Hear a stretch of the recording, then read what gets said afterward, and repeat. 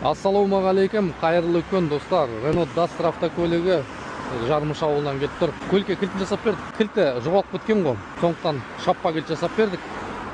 Кеше эвакуатормен алып келген болатын. Түнге қарай уже кілтін оқытып бердік. Барлығы жасап тұр.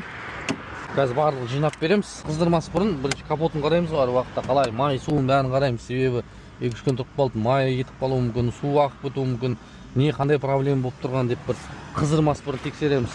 Бұл көлікте кішкене таңғы салқынға қызуы нашарлап тұр екен. Капотын бір визуалды тексерістен қарағанда мына газ редуктор жіберіп тұр, PS датчиктен, фильтрдан жіберіп тұр.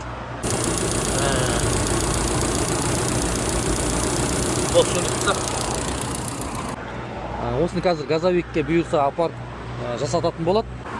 Осылай міне кілт жасап берген болатымыз. Егер кілт керек болып жатса, хабарласыңдар.